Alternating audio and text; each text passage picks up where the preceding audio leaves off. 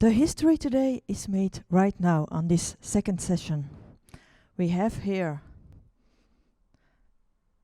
an unofficial attempt for the Guinness World Record in this session. You're all part of it. Because today is the tallest presentation duo ever. Welcome to James and Luc. And don't be afraid to take pictures, because this is really the tallest duo of the NAV TechDays.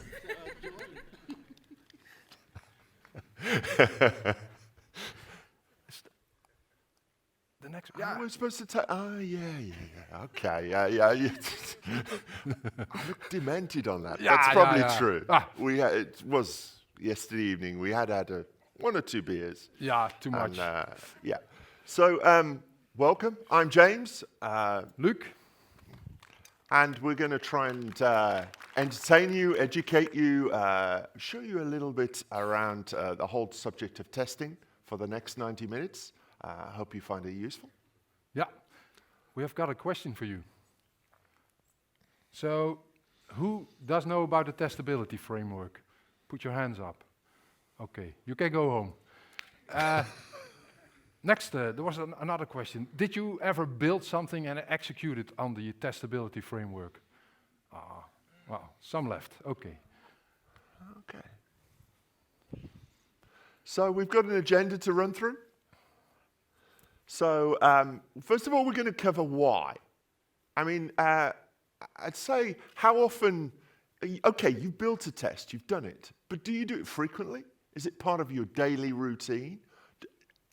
No, I think that's generally what happens from what I've seen across the community. Very few have got in so that it's default behavior. So we're going to talk about why that's going to have to change as our world evolves. And that's my job. Luc's asked me to come and make the business case for it. Yeah, and now we'll elaborate some how to write it and maybe take advantage of the fact that there are actually available to us a big bunch of tests. So, let's start. So, a developer's lot is not easy. You know, we are at the sharp end of our customers' businesses. And if we get it wrong, the consequences are catastrophic. How many of you have had a situation where you've really been up against it?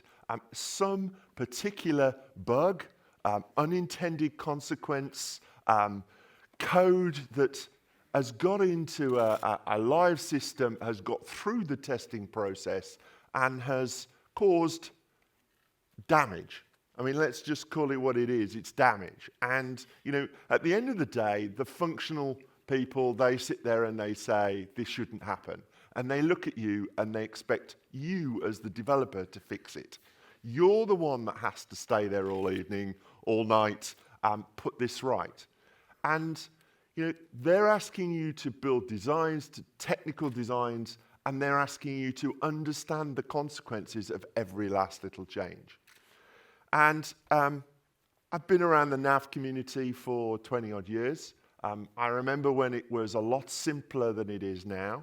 I think as we move towards a world where, you know, there are more and more optional components in terms of the extensions that are getting piled into that core system, understanding the consequences of something that you change is getting more and more difficult. And I refuse to believe that any individual is going to say, yes, that's safe to do, and no, that isn't, in any quantifiable way. And I think the testing process is really our key to do that.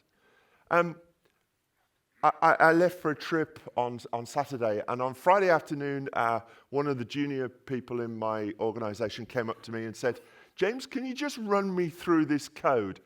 You wrote it in 2003, and I don't really get it. Could you remember you did? I looked at the code. It was bad enough. It was my code. I'd rewrite it in a heartbeat now. I mean, that's something, what we do evolves on. What we did is not what we do going forward. And yet that code lives on. And actually, in that client, that code is critical to every single day of their operational process. And then asked for some changes, and you had to understand how it worked before you could successfully design in the changes, which is where it came. But how many of you have that?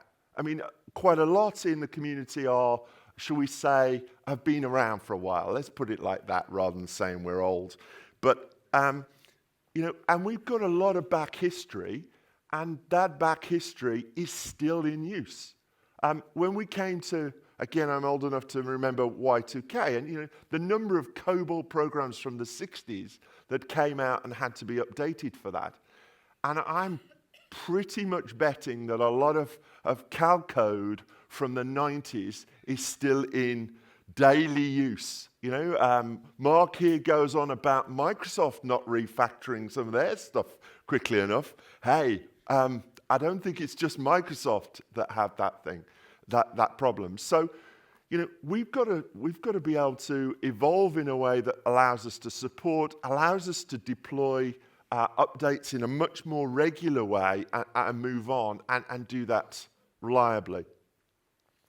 And, hey, you've had 24 hours here. I'm glad this wasn't the first session. It's one of the last ones, because if you get a feeling that, wow, there's a lot of change going on, our whole kind of climate, Tenerife coming in,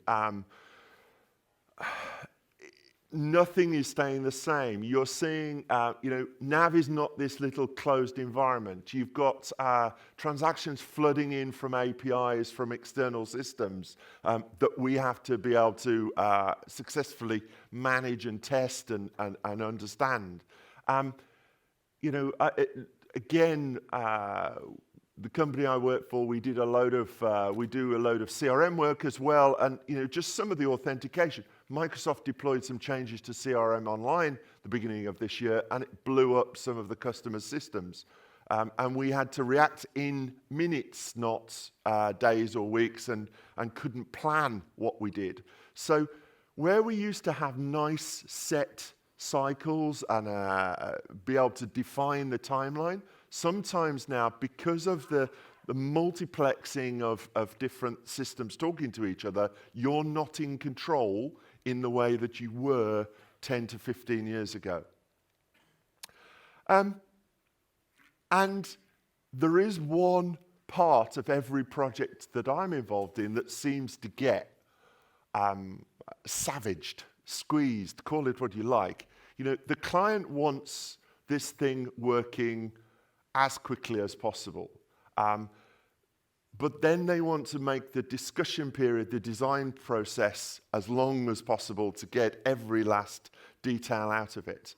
The development's not a precise science. We can't deliver set amounts of code that, on complete deadlines. And all of that means that often it's the testing sequence. My customers are hopeless at testing. I tell them that. I'm not talking out of turn there, but it's the one thing they don't really enjoy doing. They don't have confidence, and it's difficult. How do you test all of the different permutations?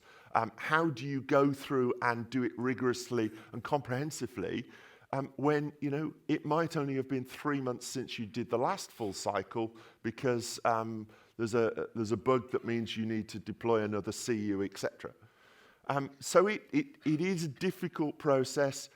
We, a lot, I think, do a little bit of a cop-out of responsibility by making the client responsible for testing, and that's really saying, well, if it goes wrong, it's not my problem, but it is. It will come back to you, so it isn't an excuse that lasts for long. And yet we need perfection. And it's, reputation, which we live on as a community.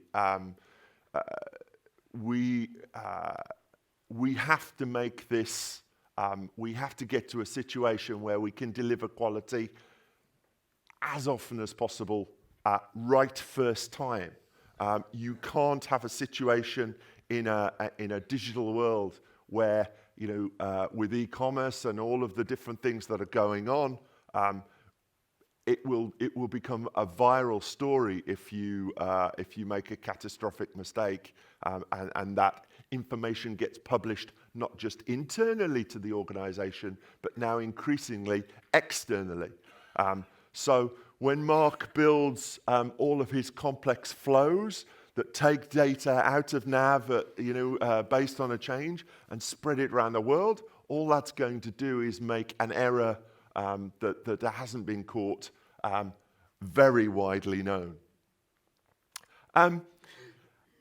So we have to step back and look at this and say, okay, where we had historically, when I started, it was very much more an agile environment of sitting there with a design environment and saying, right, what do we want to create here?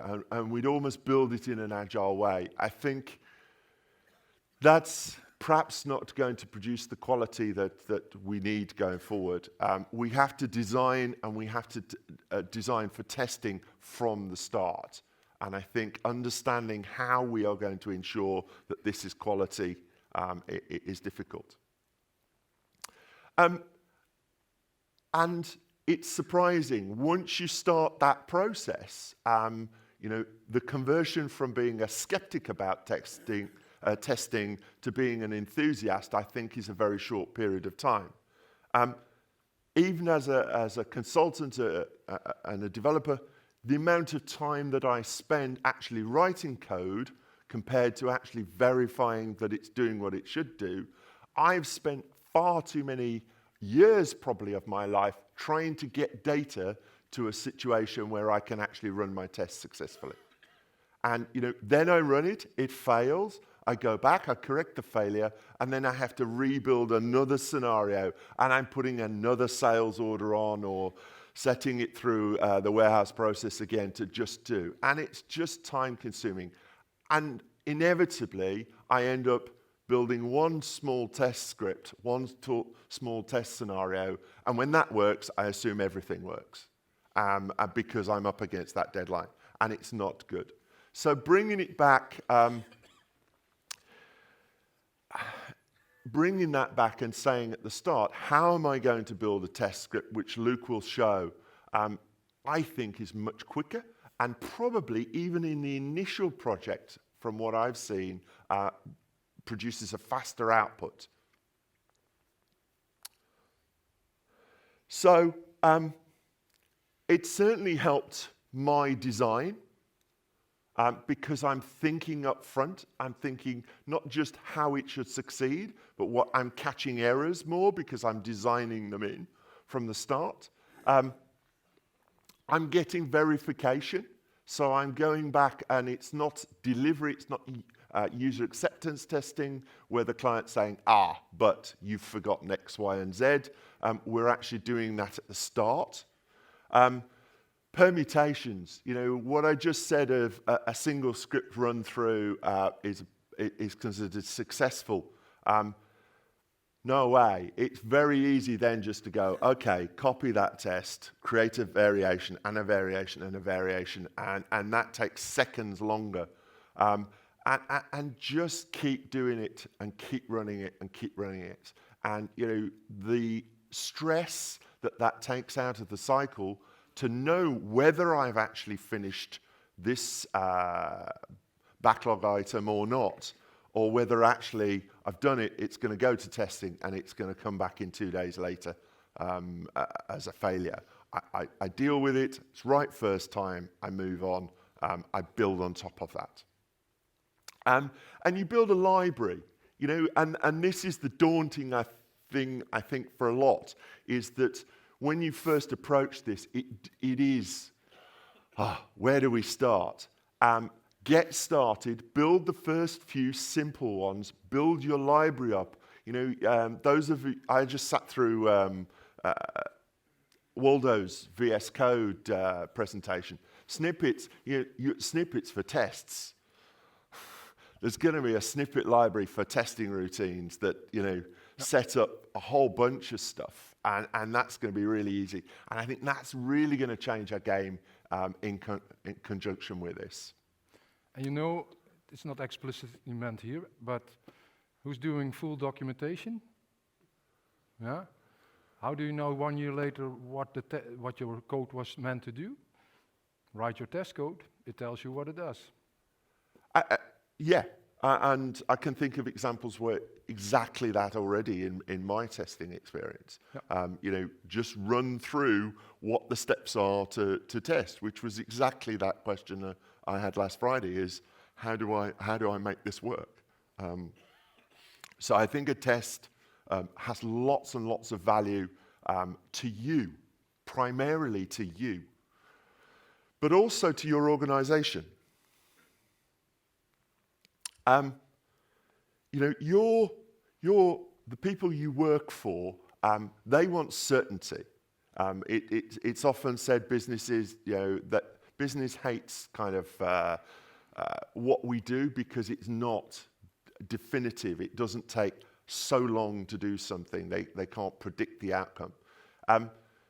This makes it much more certain. You build a test script, you run the test script, pass or fail. It's not an opinion, it's definitive.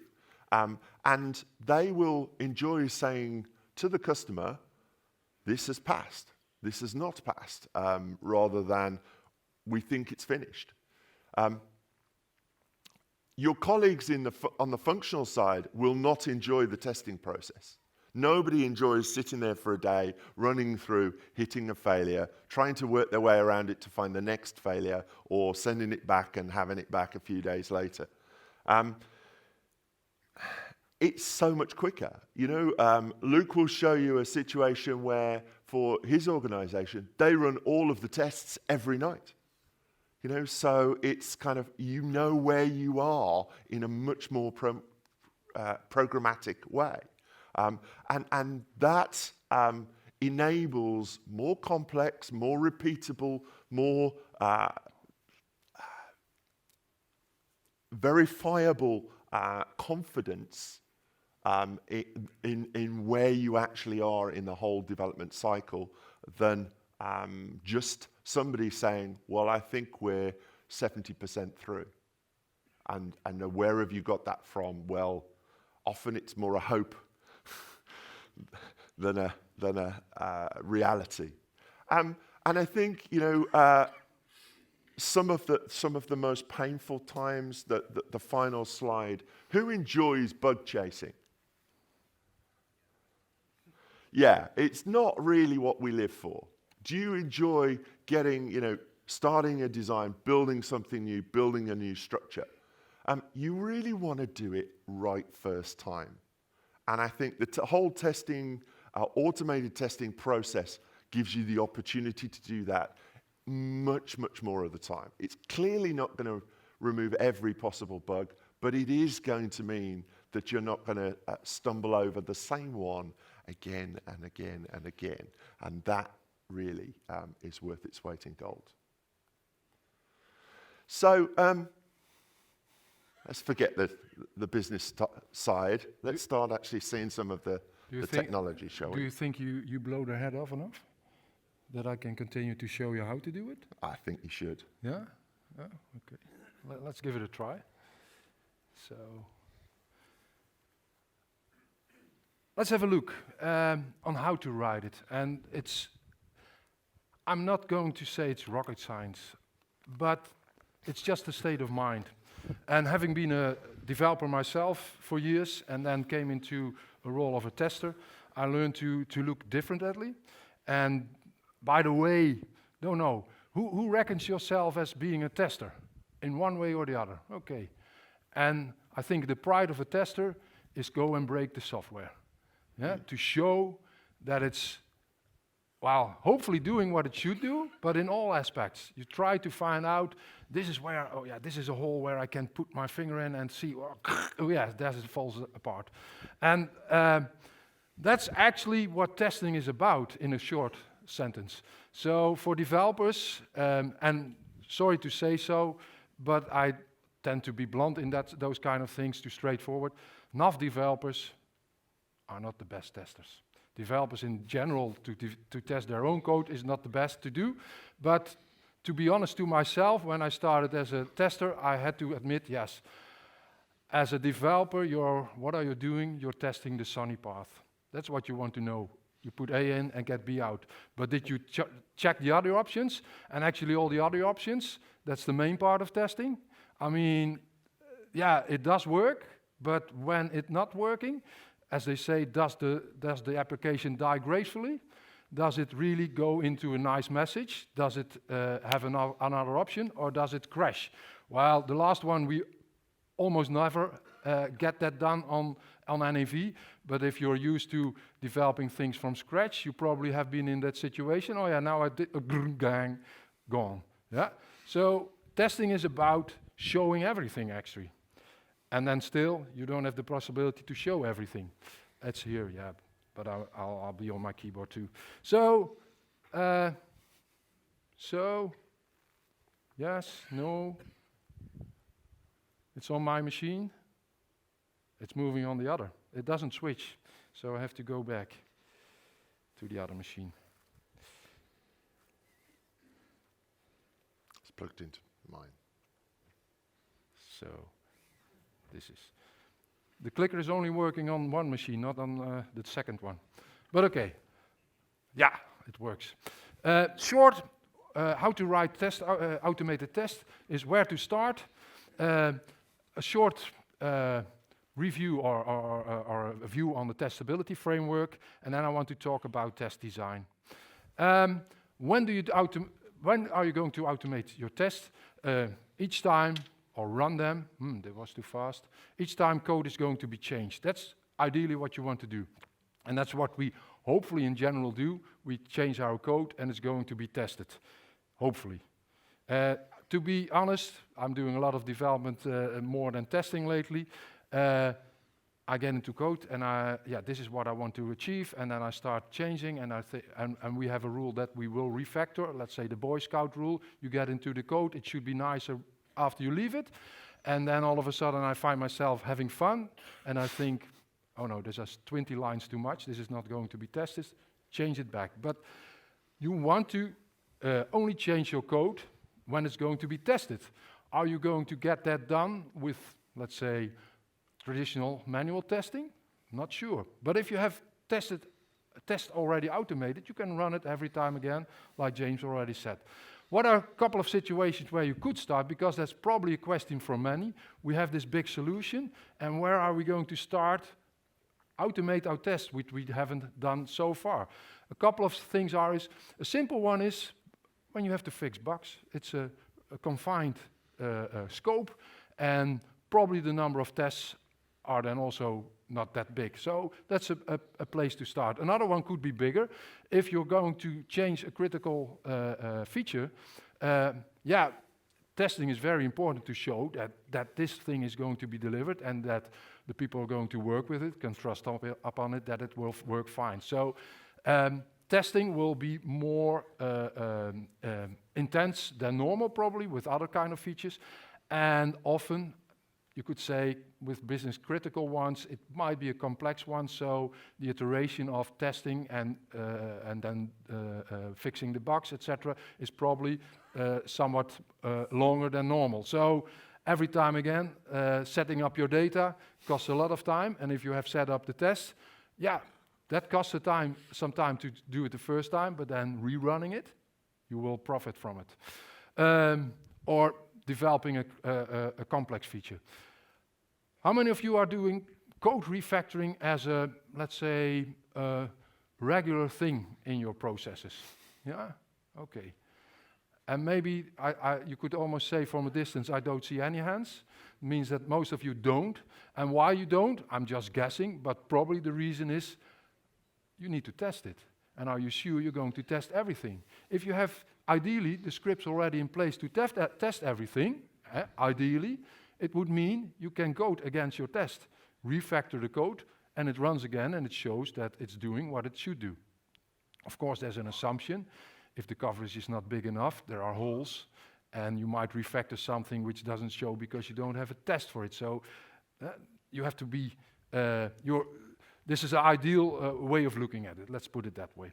So in the end, talking about data setup, which takes a lot of time, but also the number of tests you would like to execute, it's about repeatability and speed.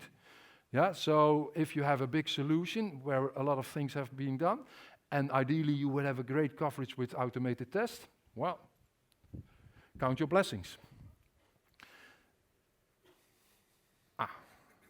Well. Now it's moving on both sides. That's interesting. If you want to have a look on my side, feel free to come here. But I'm going to switch to my computer because I need to in a couple of minutes anyway. So, yeah. The basis to be able to do automated test within NAV, within, let's say, CAL code or with CAL code is the testability framework. Some of you, or quite a big part, have heard of it or looked at it. Short in history, the time I was working at Microsoft, our work as testers was mainly manual. The core team, W1, was building a platform or a framework called NTF, Navision Test Framework, which was a neat tool, export of the objects in text format, and based on the text format, they built C# classes. And then you could code against those classes, you could say. However, and that's a perspective we all have, or mainly have, is it's UI testing. It was UI testing. It was programming against the pages, programming against the request page or whatever. And that is time-consuming. UI testing is time-consuming thing. So Microsoft, being in the situation of multiple builds because of countries, at that time 45, around about, now it's at about 20, they couldn't cope with the fact that that took 6 hours. They had nightly builds, but then build the infrastructure and be able even to say, okay, the build was not okay, let's run it again. We want to see what the result was. You had to wait 6 hours. Yeah. So they started to actually already in the mind scratch this whole thing, which had cost billions already, or millions I should say. We had a team in China doing programming for us, and it was all at a certain point in time scratched. Before they did, they already had decided to introduce the testability framework into the platform, and it was released in the product on 2009 Service Pack 1. Who has been programming automated tests since 2009 on 2009 Service Pack 1? So 8 years already automated tests. Yeah, we missed a chance. A couple of you did, great. I missed a chance too. I'm part of the big part, the big group. We missed a chance. We didn't start programming, and we could have, because the testability framework hasn't changed much. The only, well, a couple of things that added, and the main one is a test page. But the rest is the same as it was already. So, and this is approximately 10 times faster. When they started, they had about, let's say, a couple of thousand tests, and now they have 20,000 tests, and it runs much faster than they ever had at that time, or the possibility they had at that time. So, headless testing, and I'm not saying that's the only thing, but that was, let's say, key to speeding up the whole thing. The purpose is, just to make the scope clear, this tool or this framework is meant to do app code testing. It's only showing that the app code is, that's the purpose from Microsoft perspective, to show that the app code is doing what it used to do. Yeah, to prove it's still doing what it used to do. It's not meant for load testing. Some of you, I know, have tried to put it in their centralized developers database. Well, you run it and everybody gets locked, some way or the other. Yeah, I even know, I even heard, I haven't done it myself, that it locks somehow the object table. So it's meant to run in an isolated mode. Isolated has multiple meanings here, but in this case, you have to have a separate database. Put it in there, and that's where you run it. Yeah. I'll get back to isolation. What matters in the end, and that relates to this isolation also, you only need to know, was a test Was a collection of tests successful or not? The rest is of no importance. Yes, if you're developing, starting to set it up, you want to know, oh yeah, this GL entity or whatever, it looks good, and I can do my verification programming against it, but in the end, I'm not interested in the data. Yeah, I'll get back to that. And you shouldn't be interested in the data because it should work for any data. You cannot control what data is going to be in there in 12 months, 2 years, 3 years' time. Then I'll even would say, you run it every time on the same basis. Yeah. So don't have changes at all. But yes, in a way you're right. In a way you're right. Before you run away. Well, testability framework for dummies. With all respect, a couple of things just to maybe refresh for you, for others to introduce. We have the concept since this introduction of what is called test code units.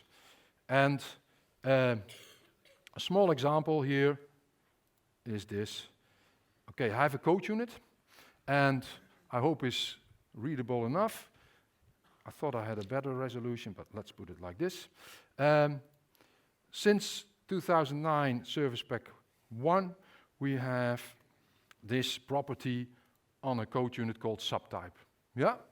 And they introduced normal. That's what we have if we create a normal code unit for a process or whatever.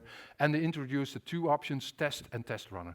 The fourth one, upgrade, has been introduced in, what was it, 2015, to when we got the upgrade code units. Well, it was apparently generic enough to be reused for something new, but any code unit where we will write our test in, put our test in, needs to be of the subtype test. And I'll show you what that means. Let me create, and this is the only code I will write just like this. I'm going to create a test function, my first test function.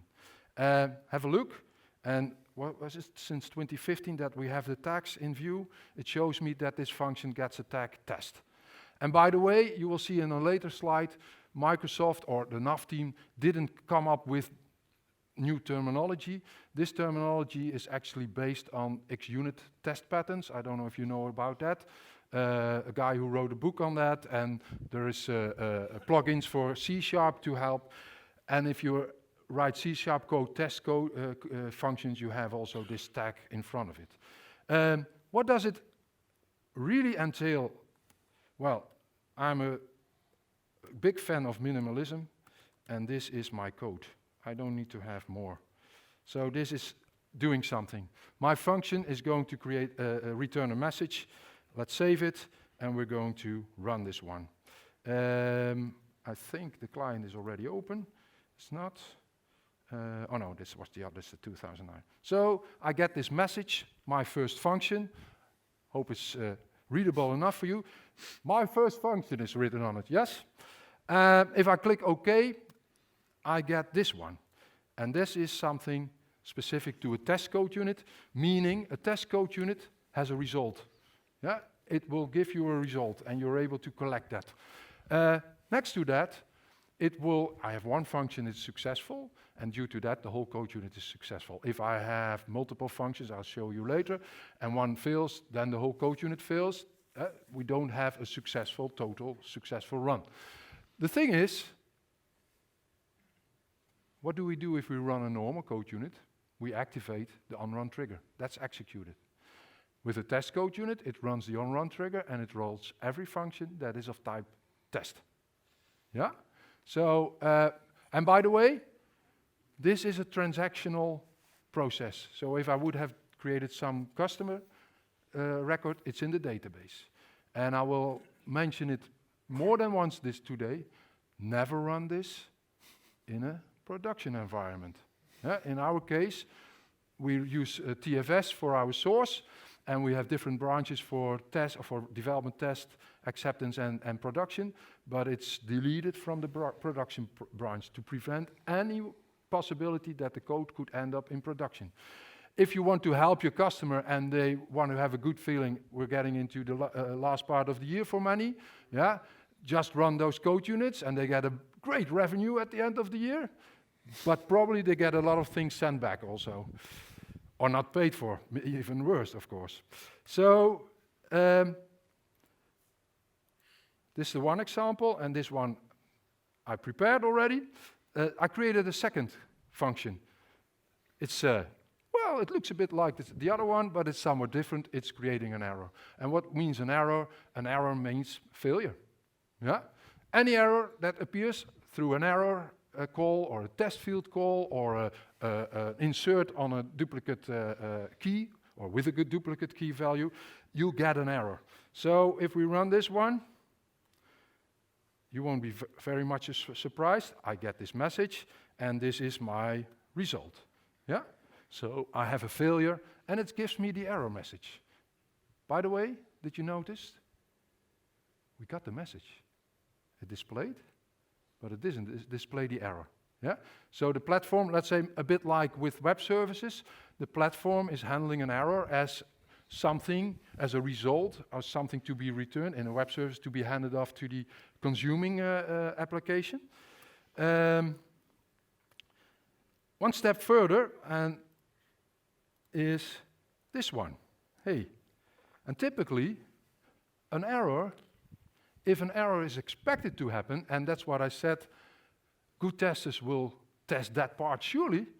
What happens if I do something? Do I get an error? Is this the error that we expect? Does it err or err on the right instance? So they introduced, that's the second one on my slide, but I'll leave it for later, a new keyword called assert error, which means it is expecting an error, and it means that then the test will be successful. So have a look. Yeah? So it's successful. And probably if you have a scenario where it's a unit test or a functional kind of test, the biggest part of your test will be handling this side. Yeah? Seeing if that's dying gracefully. So,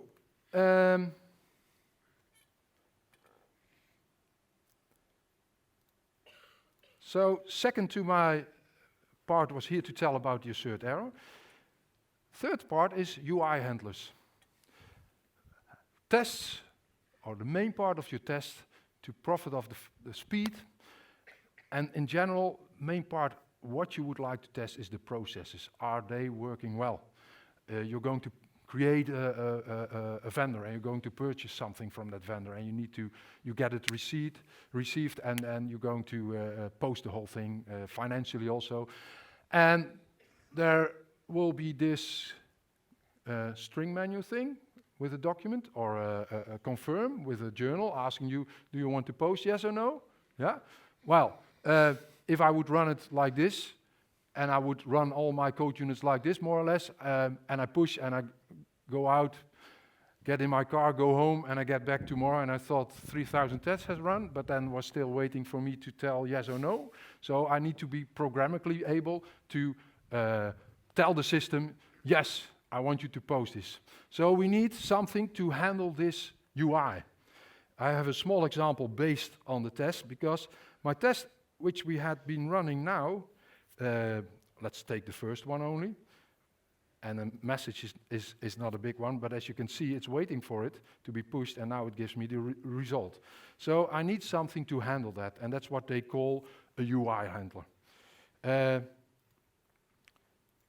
This example. So I need to create a function which will handle the UI, and meaning with a message is very simple. I just need to create a function, and it has a tag message handle, as you can see. Just saying, hey, I'm the one who's going to handle this message. And with a message, there's no option. It's just pressing OK. That's what it's mimicked.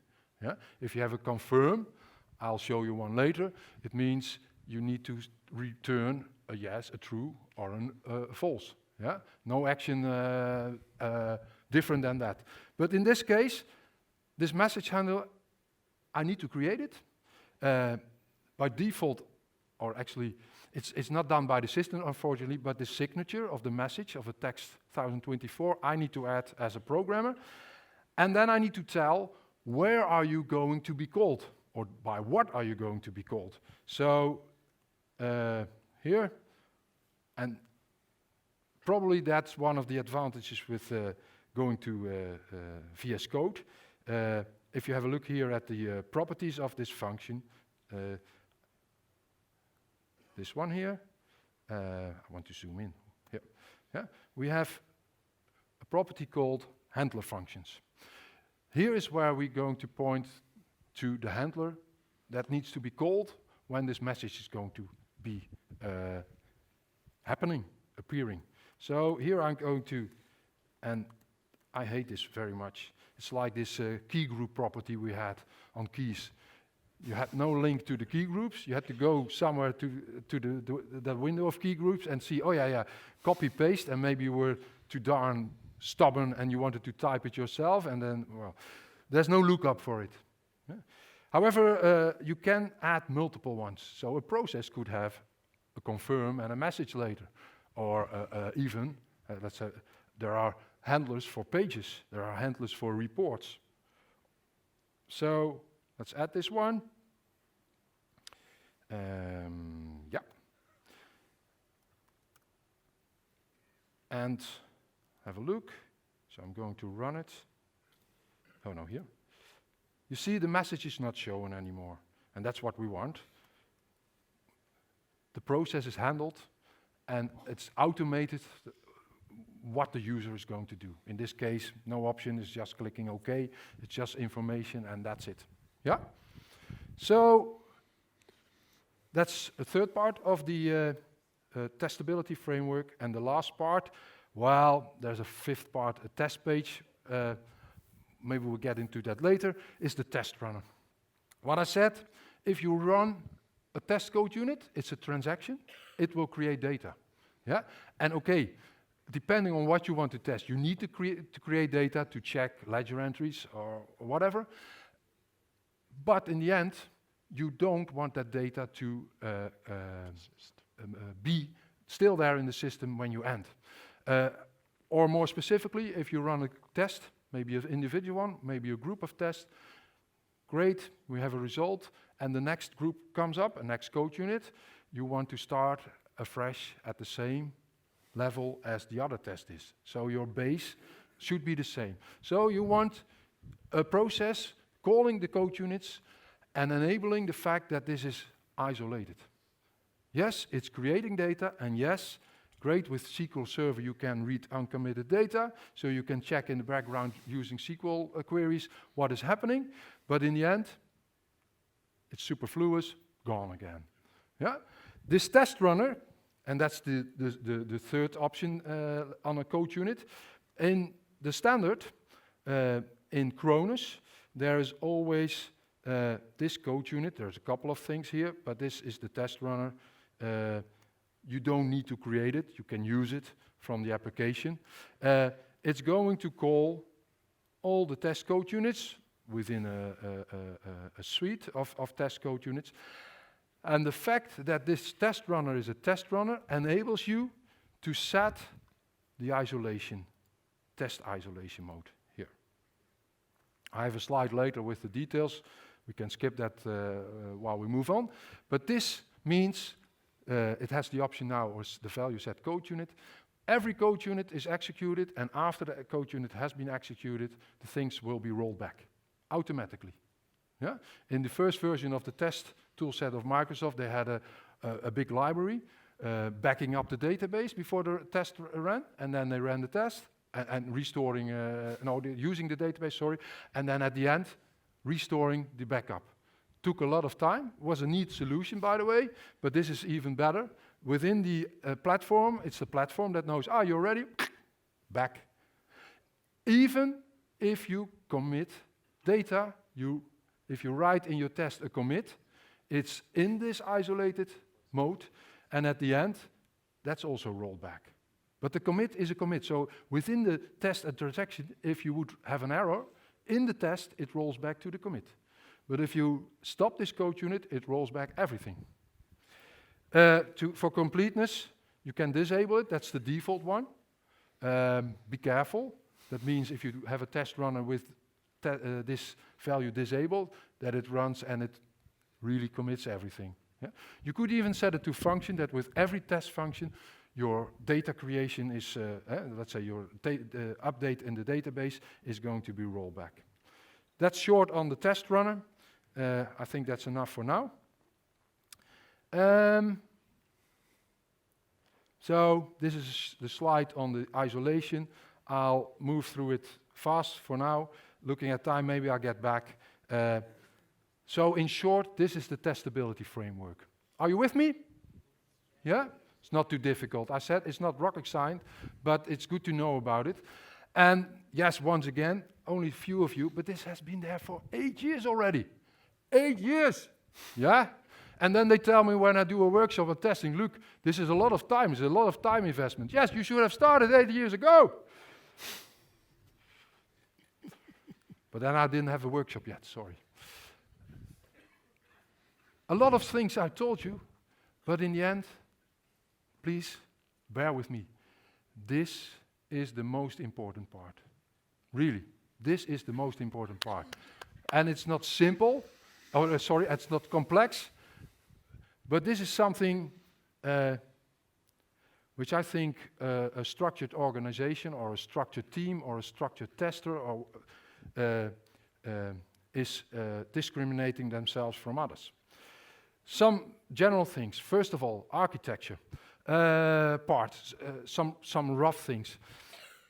We talk about functional tests, we talk about unit tests.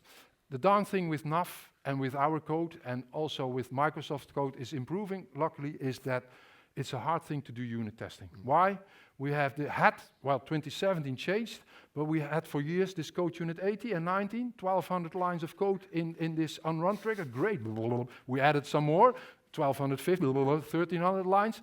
How in the hell are you going to test specifically that part that you added is going to work? You can, but then you have to build up a whole scenario to get something done. Yeah? And yes, like James said, then you ran it and then, that's not what I expected. Oh, need to get my data again created. For both you can use this testability framework to do more a kind of functional scenario, but also unit testing. It's quite simple. It's your choice to do. I think as a developer, the last one is the thing you do, because you don't know anything about the functionality.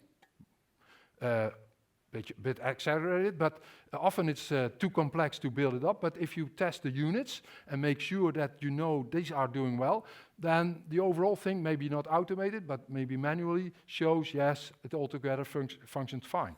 But also we'll have a look at the Microsoft framework. That's where they came from. They have been building up now about 20,000 tests, and it's mostly functional or scenario related or oriented. This has all to do partly with the fact that we have the code like that, and the fact that, yes, starting from scratch, having no unit tests in this application to start writing unit tests, where the hell are you going to start? So NAV and structured programming hasn't been let's say a very inspiring marriage from the start. Yes, we're getting there, and so test design is also about code design, app code design. Yeah, headless versus UI testing. We all come from UI testing. You sit at this client, Windows, web, whatever, and you type in your data. I don't care if it comes from the UI or not to test posting routine. Yes, I might write a test that I'm sure that if I click post, that it's there, one, and that it does something. That could be a useful test to check that you have the posting on or whatever action on the screen. But what's behind, I don't care. I care, I will test it, but not related to the button. And then the positive, negative thing, so you will be writing a lot of code using that assert error, because you want to see if an error is thrown. Are you allowed to post without a posting date? Hopefully not, etc., etc. And this is a funny one. And I think, but that's, if I would ask you, do you remember how you learn to develop? Could you replay that film, that movie? Do you remember how you learned to develop NAV? Probably not. If you sit down and start working on testing, it starts to itch. I've been a drummer. I've played at quite a level and for years, and then I wanted to try and learn piano playing. That's frustrating. If you've been playing a lot and you were easy at doing things, and then all of a sudden you're sitting at this piano and it's not reacting the way you used to. That's a bit where we're at with this. Why do I say it in this thing? Your test should be data agnostic. App tests, I'm not talking about configuration tests or whatever, they should be data agnostic. Often if I talk about this, they say, yeah, but we have our customer and they have specific data. I don't care, your test creates them. Yeah? So running tests, we run tests on Cronus. We need a database, and it's not fully clear, but unfortunately Microsoft test depends some places on the Cronus data, but your test should create the data. We'll talk shortly on that later. The terminology on patterns. Microsoft started with this XUnit pattern thing, and they started with creating test cases based on a 4-phase setting or pattern. I'll show an example later. Nowadays they use acceptance test-driven development. Our sister teams are using it. And you know, in C# there's a plugin, Gorge. You sit down and you write your tests like, I want to do this. And when I have this, then I do this, and then I expect this. And it creates your test code. We don't have it yet, but with VS Code, I think... Extension. Yeah. Even a lesser reason not to start testing, or automate testing.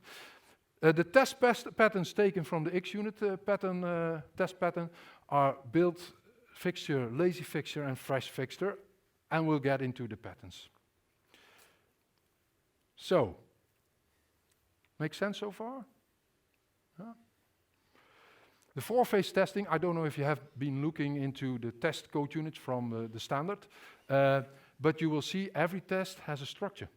And this is the structure they started with initially, and they've done that for a lot of tests, which is this 4-phase testing being, there is a setup part, setting up your data for your test.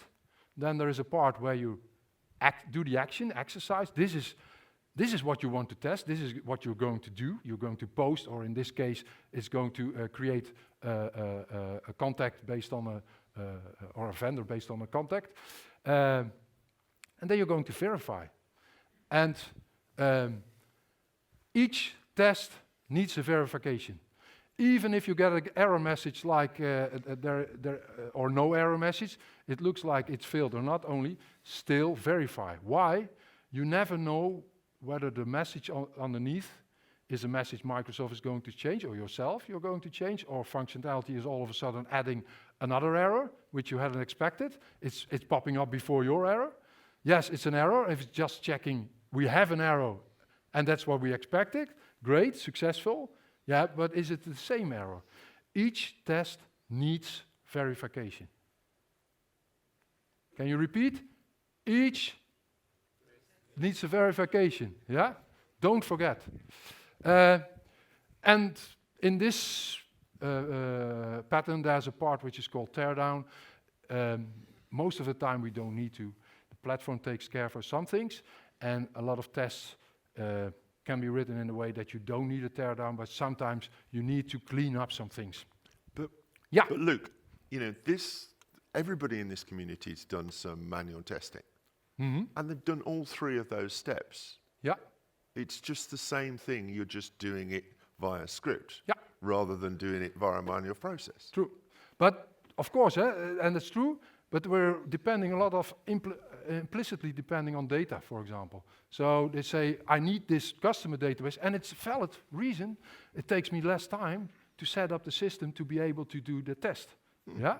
And yes, that's true, and that's what we've been doing a lot. But going to another environment with comparable functionality or whatever, are you sure the setup is right?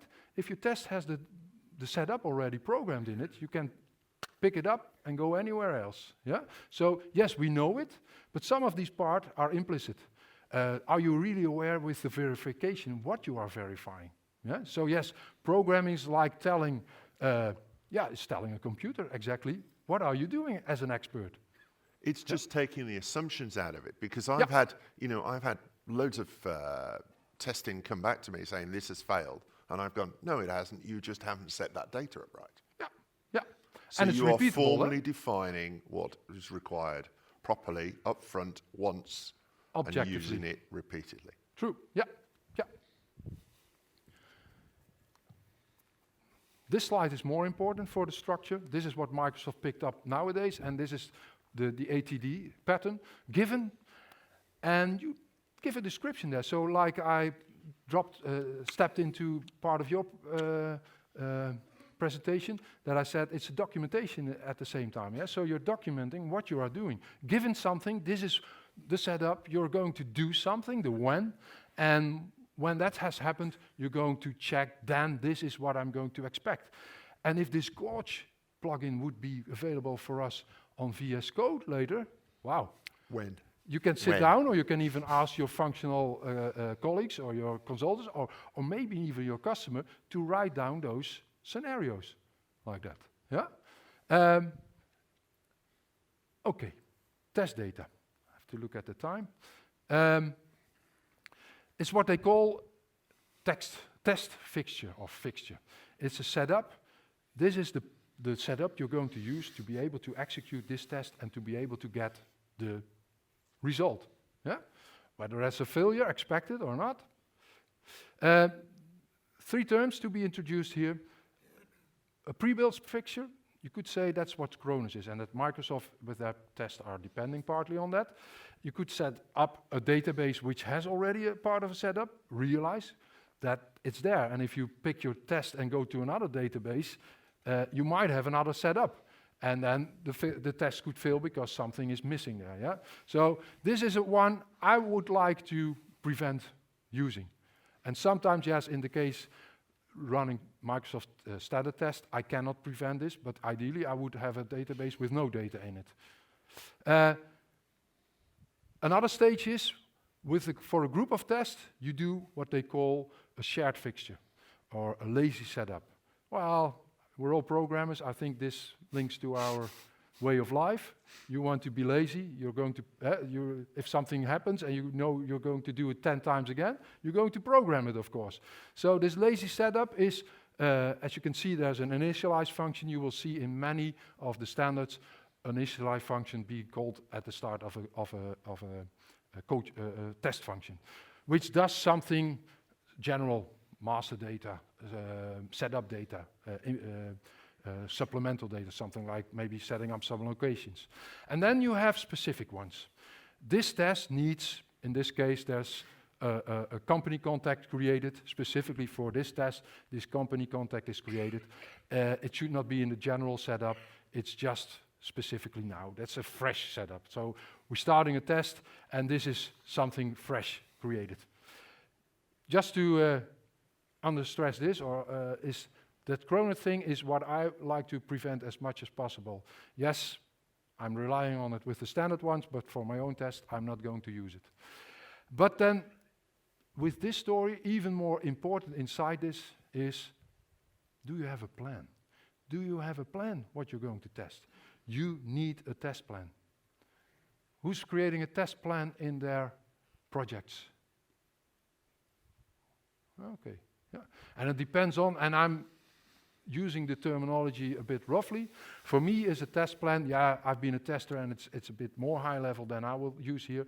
For me, for you as developers, a test plan is, I've got this part, and I need to test this, I need to test this. And even though it's just a short description of 2 words or 3 words, it's more important that you identify what you're going to test than that you detail out what you're going to test. Yeah. So,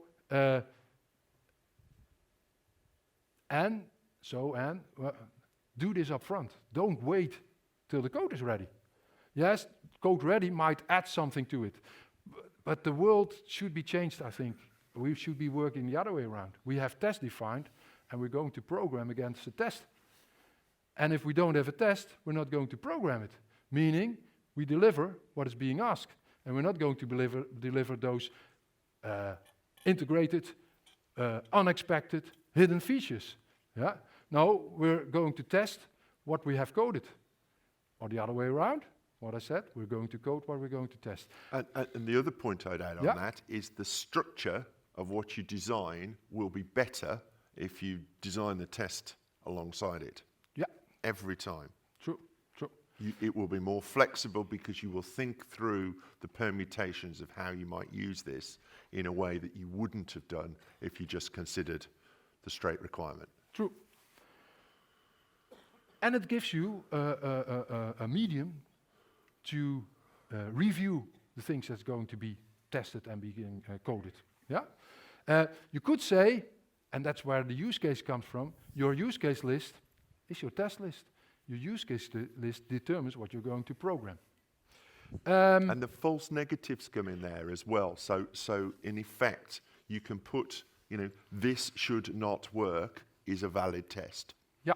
So say you can restrict what you're building to just what you're supposed to build, and the unintended consequence of it being used for something else later is specifically prohibited. Yeah. And that's useful. Totally right. To limit scope. Yeah. And that's part of, I think it's at many levels enough, where we try to get to practice minimalism.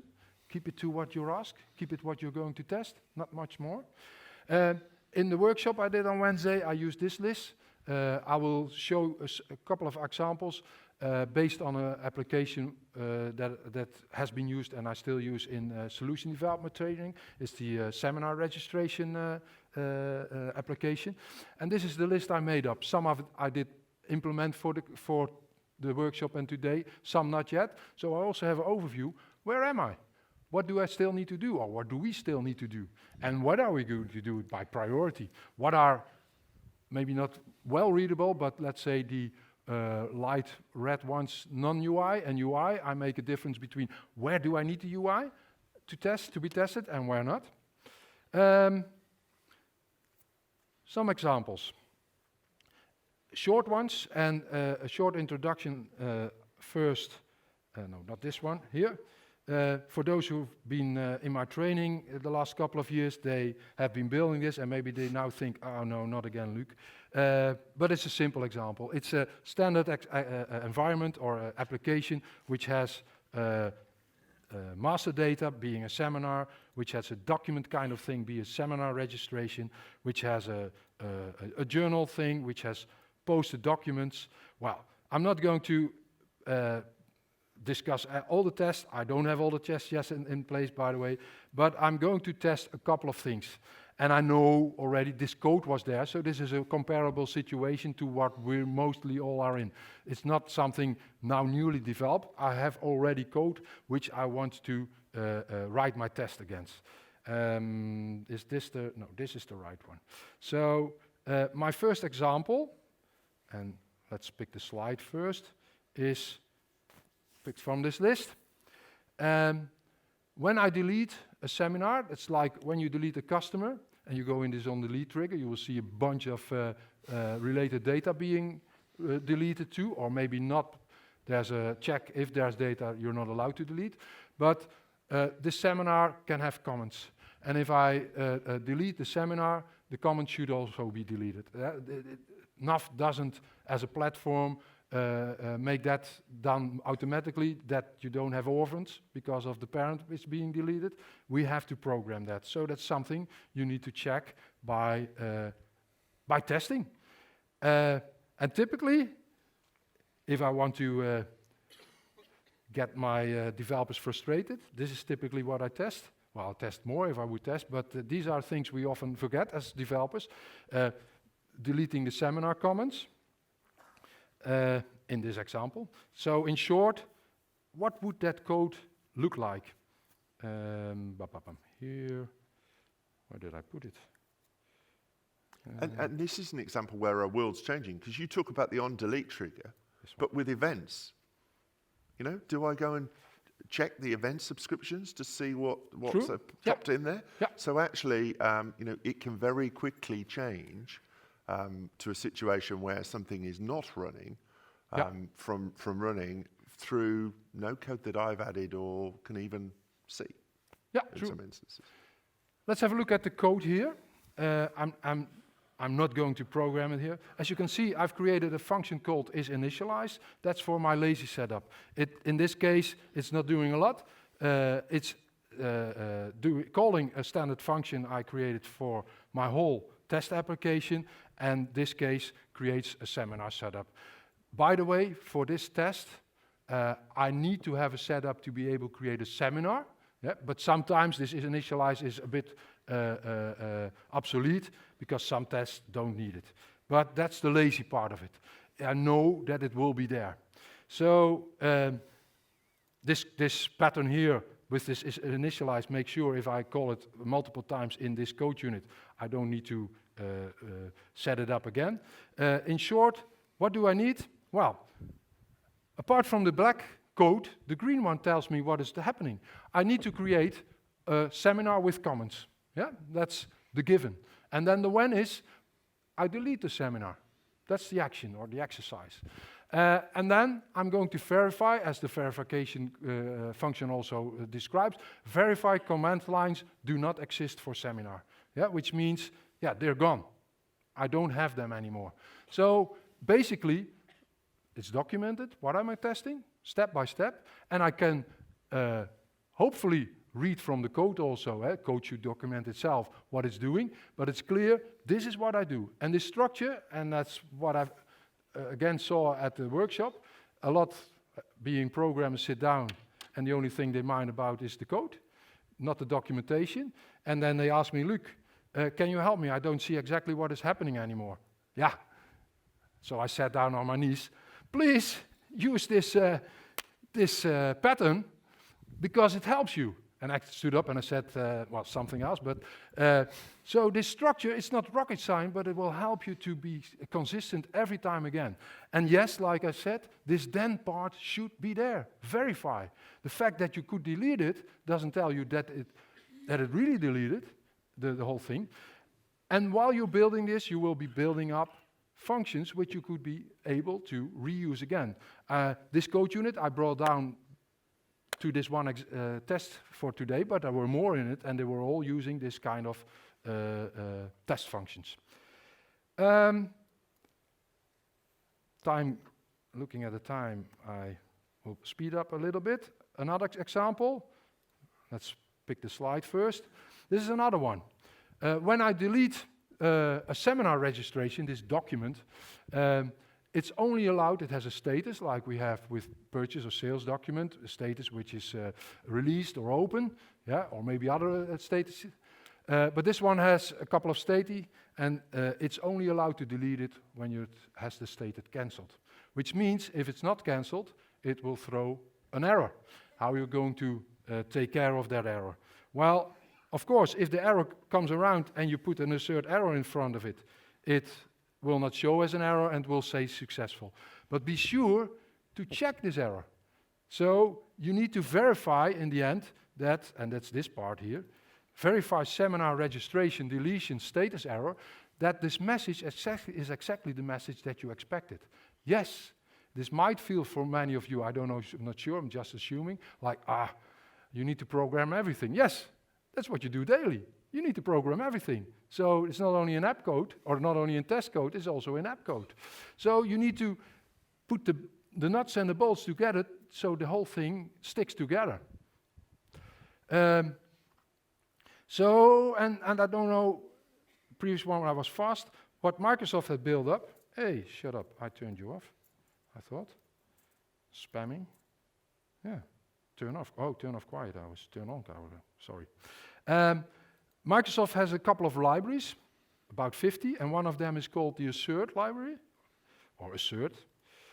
If you have a look here, there are numbers of functions, a couple of them local, and they all are used to do the verification, to see if something true, a condition or whatever, to compare messages against each other or values in general. The advantage of using this is that always when you get an error, it has the same format. So every time again, you know, okay, this is the expected value, this is the actual one. And you can add some extra message like, what I do is it shows me this is regarding this field on this table, that I know what it's really, the context is, yeah? So make use of this. It's available. The assert library is part of the application, so it's in standard Cronus. Don't go and, I would say, don't go and define your own. Use what is already there. This terminology, by the way, is also from the XUnit patterns, test pattern. So if you get a tester in your company which has been using XUnit test patterns based on C#, and they get in and they see this, they're at home. They know, oh yeah, that's the way I did it, and that's the way we're going to do it. Last example on this one is a confirm handler. If I change the seminar price on the header, on this document, there's a set general price, it's inherited on the lines. And if I change it on the header, it's like dimensions, you get the message, do you want to update the lines? Yeah. Short one here.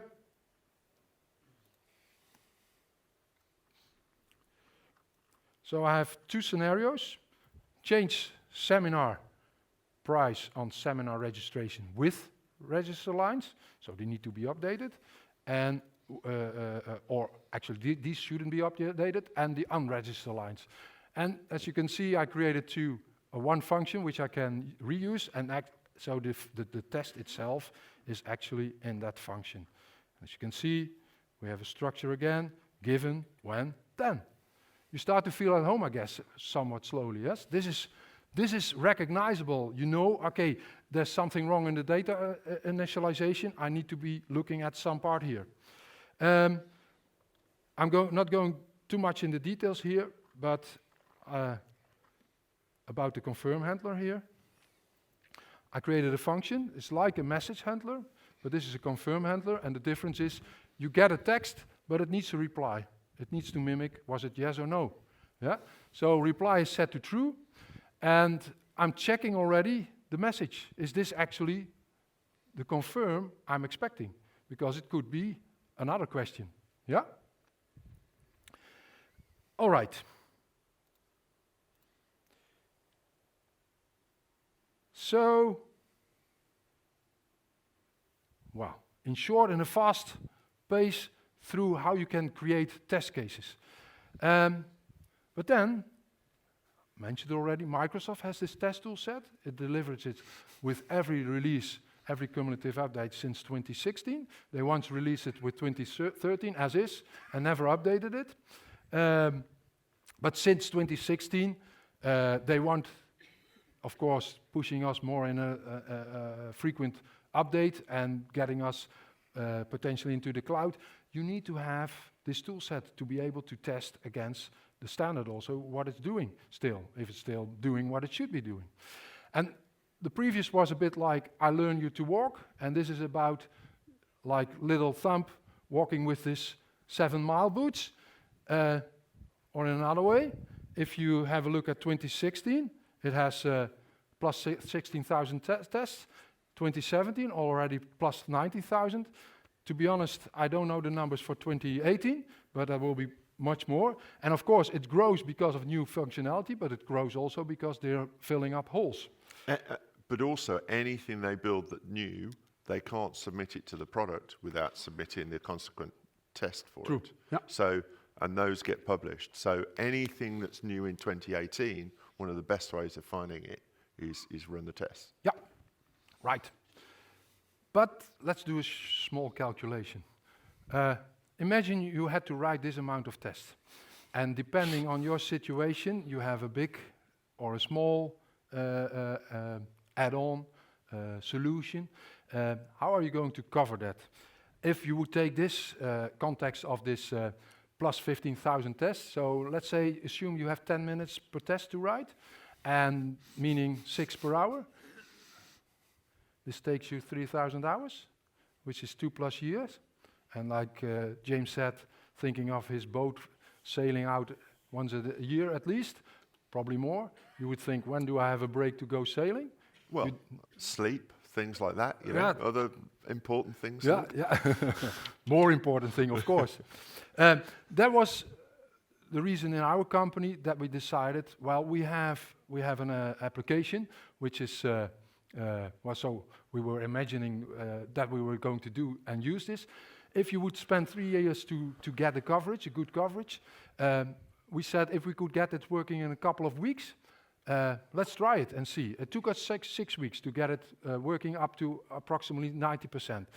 Meaning that given our installation, 2016 still, we have a fair customization. And by the way, I need to mention that, the Learning Network, we're a development team inside our company. So we're an end user, we're not creating an add-on for multiple users.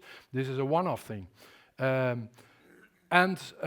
While it's a fairly sized customization. It's not small, it's not a huge one, but it's invading into financials. It's invading into the sales and purchase, etc. So for us, and for many of our your customers, other companies, this is a very essential part of the application they're using. So if you're customizing that with or without events or extensions, it doesn't matter. If you're adding fields with or without extensions to a standard table, something changes in the standard, whatever. Yeah. So how are you going to do that? So we decided to run it on our application, and for some the figures might be familiar from webinars, but just as a rephrase or a repeat, we ran it, and 23% of the tests were successful. I said at Microsoft, and I thought myself, wow, that's not big. They said, well, that's not too bad. So I could have stopped after that, but I didn't. So we did analysis using Excel, seeing what are the most occurring errors, and we're going to solve that one. Within a couple of days, less than a week, we rose the success rate to plus 70%. And another week added, we were almost at 80%. Let's say that's the 2 first weeks, and then altogether to get, well, the 80-20 rule, the 20% is the hardest to do. So we spent altogether 6 weeks on it, and we're now at 90%. So we have a test collateral of 14,000 tests. Yeah, this calculation, we didn't need to build it, it's already there. We didn't need to spend 3 years to do that. So we have this running every night. And just for you as a recap, this is what we did. Run the tool. If your code and you have the tool on that version available, you can put it on Cronus and you can run it. And the thing with the tool is any error is caught as a failure and it continues with the next. So just run it. Yeah.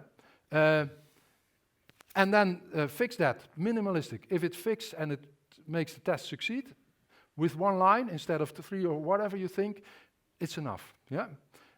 So a statistical approach was taken for that, and this allows us now, we have 1,700 left, to focus on the relevant areas, and partly is like, where is it failing? It's failing partly in warehouse and manufacturing, and we're not using that.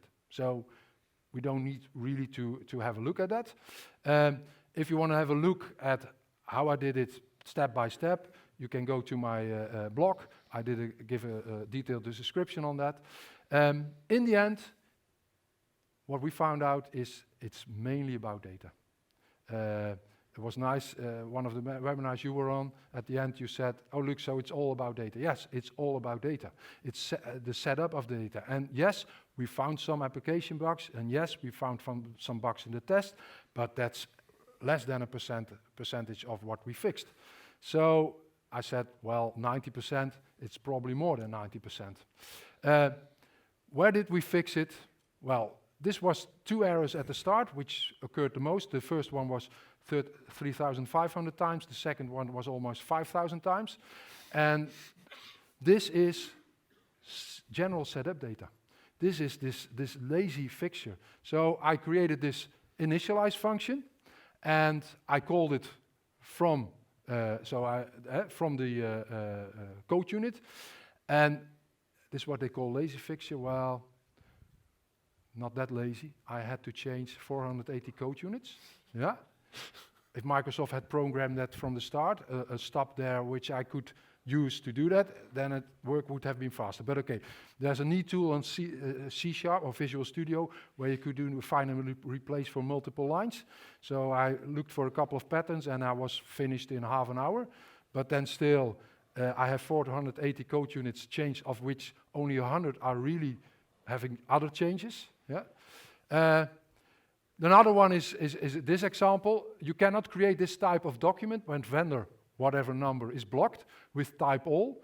It occurred at a certain time 4,000 times. Why? Well, if our customization is, if we create a vendor, it's blocked by default. You're not able to use the vendor before somebody has authorized it to be used. So what did I do? I changed some parts in the code where, as you can see, I set an attribute on a vendor when creating a vendor, and I turned off the block. Yeah? And then, boom, those tests were running. That's what I call a fresh setup, and this is a more detailed level, and so I had to do it at more places than the general initialize. What did it bring us? This is, let's say, in a graph per code unit, the success rate, which is a way of looking because some code units only have one function, and they were successful or not, and it's 100% not success, but it gives some insight, and this is where we're at the moment, after 6 weeks. Yeah? So what did we gain? We have a useful test collateral. And yes, it's now also partly testing our code, but mainly the standard in collaboration with our code. So, and it's covering the major and essential part of the application, GL, sales, purchase. And it's being run every night. And like you said, James, yes, it's happening while we're sleeping peacefully. And yes, the next morning, it might happen that we think, wow, there's a big drop in the success rate. We need to do something, but it's but mentioned. You know about that Yeah. immediately, whereas you could have wrote days more code on top of that. That you then subsequently have to roll back and rewrite because actually you made an incorrect assumption. Yeah. So you find out, by finding out quickly, it's far more efficient. True. Yeah. So it shows me a drop and I can act on it at that moment already instead of that finding out after a couple of weeks or maybe when it goes live or has been live already for a time. And I don't know with you, but 1st of December, we get 2018, at least that's the promise. Let's see if they deliver on promise. We will merge our code starting that week, and we will putting it in a database and run the test. Test is also code, so we need to merge that too, and then see where things went wrong. Maybe because of the test that changed, but maybe also because, yes, new functionality is interfering with ours. Another question for the audience. How many people expect within the next, before Christmas, to be asked, how long would it take to upgrade this to 2018? How are you estimating that currently? What are you basing that estimate that you're giving back on? You're going a number of days, number of weeks, whatever. You're just pulling that out on gut feel, aren't you? You're going, well, I've heard about this set of changes. I think that's, you don't know what they've refactored. You don't know what's happened under the hood. It might look exactly the same on the front. You know, we all found that, didn't we, with 2016, 2017, Code Unit 80? Cause anybody a bit of any unexpected time over the last couple of years? So you get 2018, Luke. You put the tests on, you run your tests, you know what you need to go do. And it's not a guess, it's not an estimate, it's a definitive list to work down. You are reducing it to a much more programmatic list. Yeah. Sorry. So we're almost at the end. Some takeaways and do's and don'ts.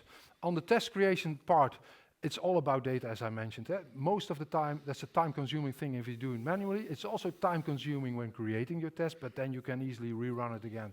And plan it, when and what you're going to write. it's not something you need to wait before the code is ready. Yeah. On the MS test part, so if you will be using it, it's also about data. The most fixes we had to do was in the setup. Yeah, and we could do it at a generic level, some at the detail level. It brought us very fastly to a usable result.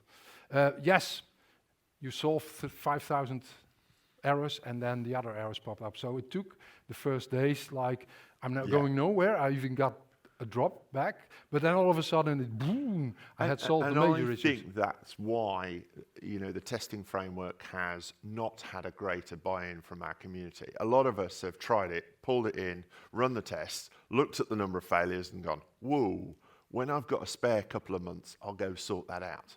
Okay, and that spare couple of months never comes around. And I think that's consistently what's happened. But actually, you can, as Luke's proved with his experience, and I back this up, you can reduce that down really quickly. Just because it looks so bad at the first view, persevere with it. It will start paying dividends really quickly. It's not as bad as it seems. You need to be this bold bulldog. Don't let go. The more you fix, the longer the run will be. It was a bit frustrating. It was like it finished after half an hour, and now it runs 3 hours, but that's because it tests everything now. While you sleep, of course, some do's and don'ts. Begin with your test already before you're coding. Probably you will still not do after you heard it twice or 3 times from me, but testing should not start at the end. Actually, as soon as you review requirements, you're testing it already. That's what it's called, testing the requirements. You should be there already looking at it from a testing perspective. I'll leave this to you because I want to have some time left for you for questions. There are some other do's and don'ts. Most of the things have been mentioned. So some references, some tools I've been using. I didn't mention all of them. Some questions. Anybody question? And depending on your question, you can talk in it.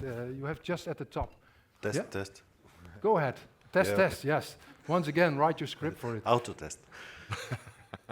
Okay, I have a list. Very fine, we can hear. But try to be fast, yeah. Can it be somewhat louder? Yeah. Okay. First of all, you're probably familiar with the new version. The tests we wrote already, will they be converted with the converter? They're working on it, but yes, you can already do some things. I haven't converted it, but it should be working with VS Code anyway. Yeah, I'm not at the moment aware of the status there, but they're working on it. And Microsoft has 20,000 tests. They don't let go of that. I suppose so. Yeah. Okay, so about the headless run. I mean, is it different than the graphic user run? Is it very different? Or can we use the tests we created and run graphically? You have to program it differently because you have to assign a test page, define a test page where you have actions on it. So the test is programmed differently. Yeah, and I know that because I already did some. Okay. But my question is, can we use them in order to schedule them in the night just without even being in the office? I mean, I don't want someone to start them. Yeah. Okay, that's so. That's everybody's enough. Running away. You have 2 questions. The next one. Yes. Thank you very much. There are also some people with other questions. You threw it out there. Yeah. I'm an end user. I work for a company as a solution developer inside the company. Yeah, like me. And we are going to have a very big upgrade. Yeah. And I'm thinking of using this tool for the upgrade. But we have a lot of customizations. My question is, do you put it down in smaller things? Can it run for customization also? I have to build all my own test requirement for that. Well, my story is, yes, you can run it and see how your customizations react or conflict with the things. Yes, and see if you are perseverance as I am to get that done. If you want to test your own part only, you need to write your own new test for that. Yeah. All right. Also, we are going to upgrade it to Navision by MERS tool. Can we then use the test Microsoft have developed to see if? That's the same part of the story. Which version do you come from, and where do you go to? 2009 to. There's no tests there. Yeah. So you go to the new version and see if the new set works somehow. Yeah. But then still you will run into a lot of issues. So let's say it will not give you an outcome like, okay, this upgrade was right. No, probably not. No. Okay, thank you. You may throw it to us. And yeah, don't throw it on the head. Yeah, thank you. So I have two short questions. The first one I don't understood when you talked about it. The commit is ignored when it's in a test isolation. So there is no commit and writing in the database. There is a commit, and the transaction. So the transactional part is exactly the same as normal code.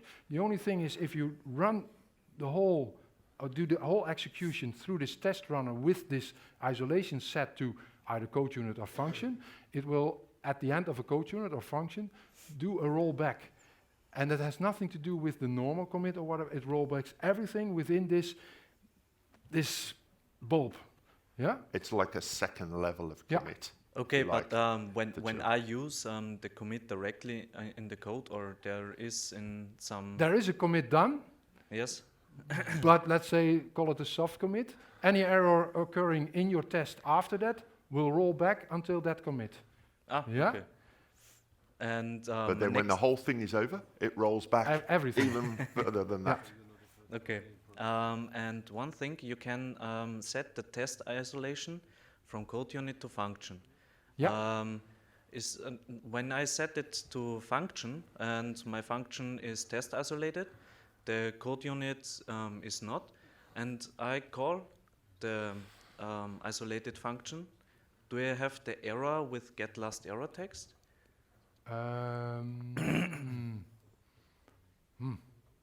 Let's take this offline. I don't have an answer at the moment. And maybe it's simple, but my mind is apparently also looking at the time, so sorry for that. Okay, so just want to ask the global variables. I can set they will not roll back. Okay. No. So you have to handle them separately. That's normal in normal transactions also. If a rollback doesn't change anything with the local with any variable. Okay, so I have to consider it when I write my test runners. Yeah. Okay. Yeah. Let's exchange. Whoa! A last question. Yeah. Gunnar made a point down here that I'll ask you a question. Okay. Why did you not write one code unit to kind of fix the labels and just run that first before you run the test, rather than change 400 and something odd tests? That's an option, yeah, which I considered. And while you're shaking your hands, you're the ones who have the telephone. Why I don't want? Because I want every single test to be able to be run independently of anything else. I think it's a quick fix, and it's a valid one, but I don't like it. Simple. Yeah. I made it as an upgrade code unit, so put it in the test pipeline. Yeah, it's an option, but I want my test to be an atomic thing. I want my code unit to be able to be brought somewhere else with forgetting the rest. That's all. Yeah. So there are other options. You could put it on the what is one of the global triggers when it starts running these code units. You could even have something there. There are different options, but well, let's say from my test background, I didn't want to do that differently. That's all. Okay, one more question. If we have a logical calculation depending on something, for example, we have a purchase invoice and we need to divide it between our customers, and dividing it depends on a lot of criteria. Yeah. How we can test it? Or just I hard code that if we have the invoice with the base of 3,000 euro and the situation is this, and just calculate with calculator what it should be, and I expect just this result, Yeah. that means I need to have in mind a lot of various situations and all this insert in the But code. you do that anyway, because the first thing you do is you go, look, right, which customer am I going to use for the test? Which vendors am I going to, go find a transaction, go find an inventory item, go find a GL account. You're doing that anyway. But just in like your manual code testing. for me, that in case I receive invoice and I have such kind of situation between our customer, I expect such kind of result. For example, customer E will receive invoice for 100 euro, customer B for 70 euro. So and it's a on. verification. And you have different scenarios. The thing is, that's the disadvantage. You cannot create a test, let's say a generic test with which you feed with different With initial data and sets. ending data. That's the unfortunate thing. You have to create separate tests for them. And then create a generic function which is being called, but every test function needs to be a test function on your own. You cannot create one test function which does test multiple scenarios. Because in this situation it's very hard to imagine how many such kind of tests we need to do, because depending on the amount and depending on the So that's your test plan. The first one is the hard one, though. You create the first one, and then you clone it and change the criteria. And so, I became a fan. I had a project with a customer that had 14 European VAT registrations. And we had to test all of the transactions for all of the types of supply through all of this. And we had the client come to visit us for the testing process, and it was supposed to take 3 days. And when we demonstrated the automated testing, we'd finished in 2 hours. Okay. Because in effect, we proved the first one, and then we just went, right, well, this is the input this time, this is the output, this is the input, this is the output. And they went, yep. And now we can run that after every change we make, and we know it's right. And one more. For example, we have a complex solution for our client, and he is asking for some modification. Shall we take this offline? We're going to finish We it. are Just out of last time. one. We And, took some more of Thank your you. time. Sorry for that, but thanks for having been here. Yes. I can come.